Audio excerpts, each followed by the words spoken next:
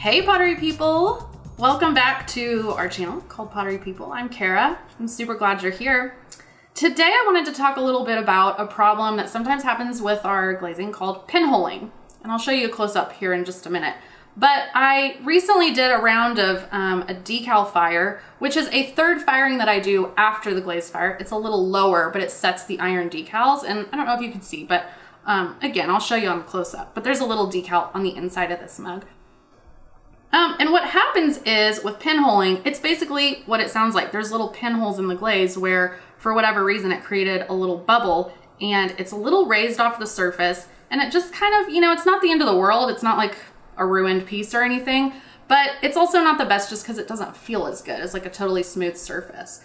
So I just thought we would talk through a little bit about why sometimes this happens. And if you have any suggestions about why it happened with my particular fire, drop them in the comments because I don't have the mystery completely figured out yet. So a couple things though that I suspect. On this piece in particular, I layered a clear glaze and then I put the purple on top of it. So I'm thinking maybe those glazes just didn't play all that nice together. That's a pretty common reason for pinholing.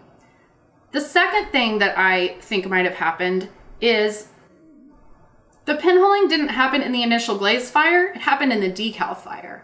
So that kind of piques my curiosity about maybe these glazes just don't like to be fired that third time. I mean, that is taking the glazes up to really high temperature 3 times between the bisque, the glaze, and the decal fire.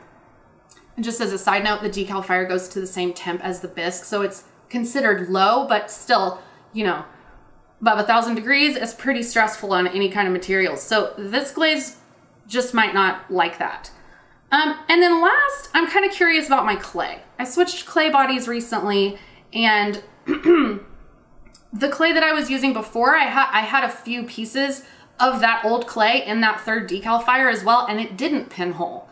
So kind of curious about what happened, but I just wanted to talk a little bit about that today because, again, you know, it's easy to have an attitude of preciousness towards our work and see something like this as being totally ruined.